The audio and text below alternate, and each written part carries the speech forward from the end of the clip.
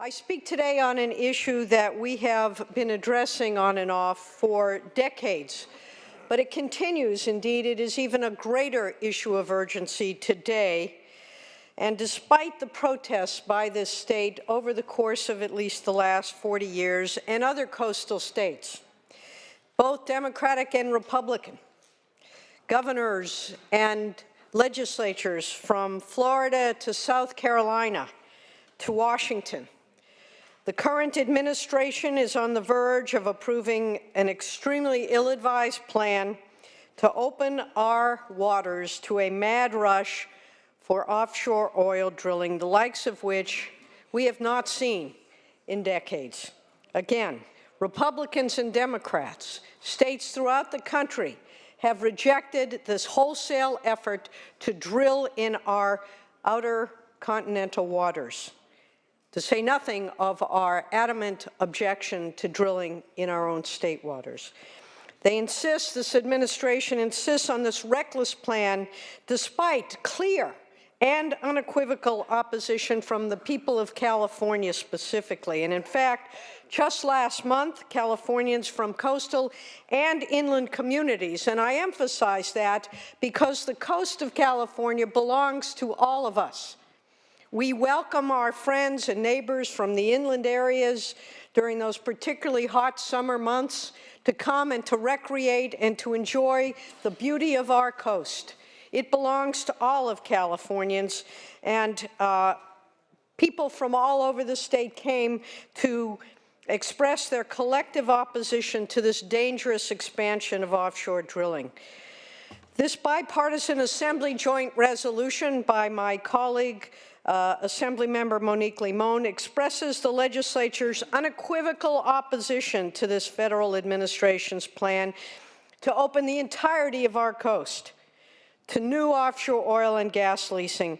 And as I mentioned, we have made it clear for decades that we do not agree. This is unsafe, it is irrational, it is unnecessary, and in this instance, it is purely vindictive.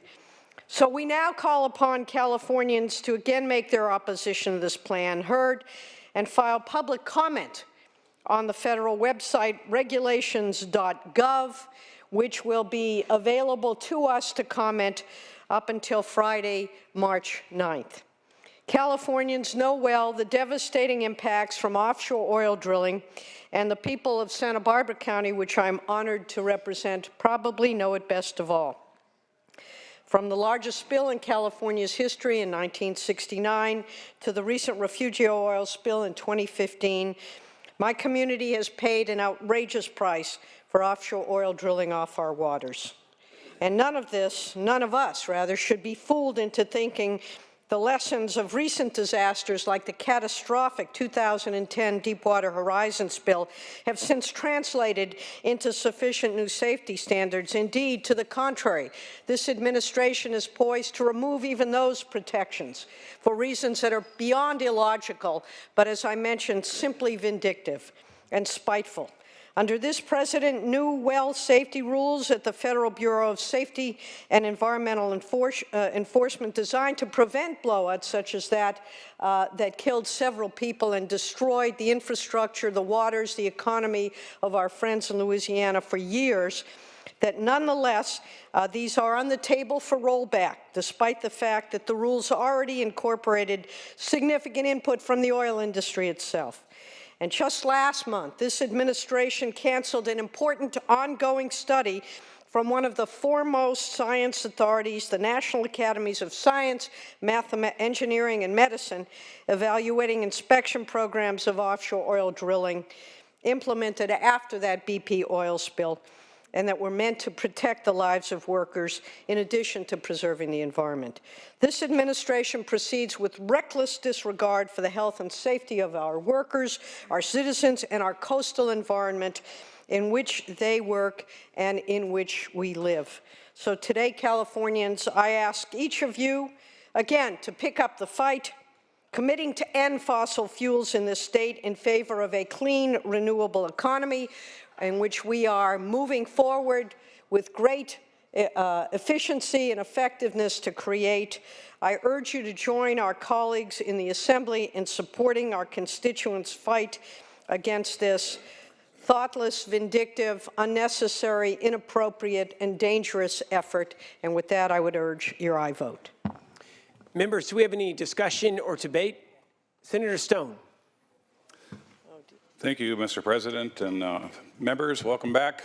Welcome, sir. To all of you that attended the Pechanga festivities over the weekend over their second tower, I want to thank you all for making the long trips to see this wonderful employer of 6,000 people share their wonderful facility. Forgive my deviation from the issue, but you know, my friends, if we decided today that we were going to end all utilization of fossil fuels, we would have nobody being able to transport themselves anywhere. Our economy would come to a standstill. And as I drive through states like Arizona, where I saw regular for $1.99, in Las Vegas I see it for $2.69, and I come here and see it for $3.25, $3.49. Well, we know part of that is due to the higher taxes that we're paying on gasoline in comparison to other states, with the exception of Hawaii.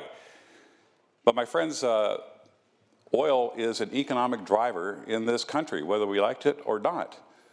And you know what, this legislature, since I've been here, doesn't want to see fracking going on in Kern County, doesn't want to see clean coal. Actually, they divested themselves from any coal investments in PERS, costing the state $10 billion over the long term. So the technology has not caught up with us being able to replace fossil fuels with alternative forms of energy, albeit we've come a long way. So there are many people in my constituency, and probably throughout the state of California, that are having trouble paying for the high cost of gasoline. And while I'm not an economist, I've been a successful businessman for many years, and I know that when you have a large quantity of something, usually the price of that comes down. Or if there's more competition, it drives the prices down. So there's a cost associated with bringing these big oil tankers over from Saudi Arabia and Mideastern countries, and the global warming aspects of those ships idling in our harbors as they unload all the oil and delivering all the oil to the refineries, and then the refineries have to burn it and convert it into fossil fuels. It has to be then transported to our gas stations. My friends, we need to be self-sufficient until such time that the alternative energy capabilities, and they are strong in this country, really come to fruition. And we can stand here in our bully pulpits and point our finger at oil as being the bad guys, but you know what? They are the driver of this economy, whether we want to accept it at this point in time or not. And I have to say, I support this president, and I support this Congress in exploring leases, and today when utilizing technology, that the incidence of disasters is significantly down in comparison to the beginnings of offshore drilling that happened earlier in the 20th century. So I know it's not the preferred mode of energy acquisition in this country, but you know what? We need to drive our economy. We need to be competitive with China. We need to be competitive with other oil-producing nations, Venezuela. And by doing that, we need to tap our domestic reserves, both offshore and onshore. There has to be some give and take. There has to be some reconciliation. There has to be some ways to meet in the middle so that we can provide our citizens with inexpensive fuel so they can go to work and make a living and not have to decide if they're elderly people whether they're going to pay for medications or fuel, or they're going to pay for food or fuel. So with all due respect, I have to stand opposed to HER 29 until such time that alternative energy is inexpensive and plentiful so that we can begin to wean ourselves off fossil fuels. Thank you for your consideration. Please vote no on HER 29. Thank you, Senator Stone. We're going to go next to Senator Gaines, and then we're going to go to Senator Stern. Senator Gaines, the floor is yours. Thank you very much, Mr. President. I just want to speak in reference to Dogger and the problems that we're having with applications that have been slowed down dramatically. I think over 100 applications is my recollection, but what we ought to be doing is focusing on our opportunity to drill in the state of California, where it's easy to transport that oil. It's not being brought in by tanker or even by rail. And we are fortunate as a nation that we've been able to double our production of oil in the U.S. to the point where we've exceeded oil production of Saudi Arabia. And when we talk about economic independence, oil independence, energy independence, we've been very successful as a result of new technology that's been used here in the U.S. To our economic advantage. Thank you. Thank you, Senator Gaines. Do we have any additional discussion or debate on the floor? Any additional discussion or debate on the floor? Senator Jackson, would you like to close, please? Thank you very much, Mr. President. To my colleagues, I would just simply ask you to read the bill. The bill doesn't say we're going to stop all oil drilling. It says we're not going to allow any new offshore oil drilling off our federal waters. We don't need it. We don't need, in 10 years, to be drilling more and more oil, because what we have done is we have created, through technology, alternatives. And if you haven't noticed, there's something called climate change going on, and 99.9% of all the experts in this country, i.e. real scientists, indicate that this is happening as a result of human behavior, part of which is fossil fuels. So if you don't mind the kinds of fires that we've had, if you don't mind the kinds of flooding that we've had around this country, the kind of extraordinary dramatic weather that we've had in this nation, in the world, well, let's go ahead, keep drilling. But the fact of the matter is the costs associated with oil drilling are far greater than anyone should have to pay. This bill says we are going to ban any new drilling. It doesn't say we're going to stop drilling now. So please read the bill. And all this argument about higher taxes and at a standstill, and it's an economic driver in this country. You know, horses were the economic driver back when we didn't have cars. But we've moved away from that, and we've moved away from that now with the different technologies we have. We have electric vehicles. I happen to have one.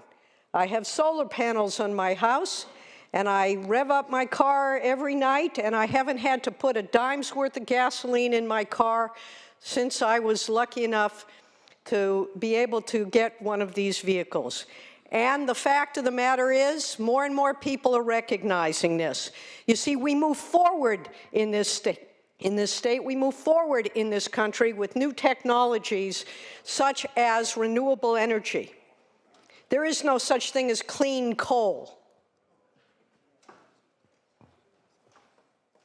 And the cost of the BP oil spill to this nation was $63 billion, only $20 billion of which was paid by BP. The rest was paid by the taxpayer, something which my good friends and colleagues on the other side of the aisle don't seem to want to recognize. Oil is expensive, oil is dirty, and oil is going out of business. We haven't put it out of business yet. No one's talking about doing that. But going forward, it is our responsibility to recognize the impacts that this has on our planet and to do everything we can to mitigate that. That's what this measure is all about. And with that, I would urge your aye vote. Thank you so much, Madam Senator. Mr. Secretary, please call the roll. Allen? Aye. Anderson? No. Atkins? Aye. Bates? Bell? Aye. Berryhill? Bradford? Aye. Cannella? De Leon? Dodd? Aye. Fuller? Gaines? Galgiani? Aye. Glazer? Aye. Hernandez? Aye. Hertzberg? Aye. Hill? Aye. Wesso? Aye. Jackson? Aye. Lara? Aye. Leva? Aye. McGuire? Aye. Mitchell? Aye. Monning? Aye. Morlock? Morrell? No. Newman? Aye. Wynn? Aye. Nilsson? No. Pan? Aye. Portantino? Roth? Aye. Skinner? Aye. Stern? Aye. Stone? No. Vidak. No. Wykowski. Aye. Wiener. Aye. Wilk. Aye. Mr. Secretary, please call the absent members. Bates. Berryhill. Cannella. Aye. De Leon. Fuller. Gaines. Morlock. Portantino. Ayes 27, noes 5. The resolution is adopted.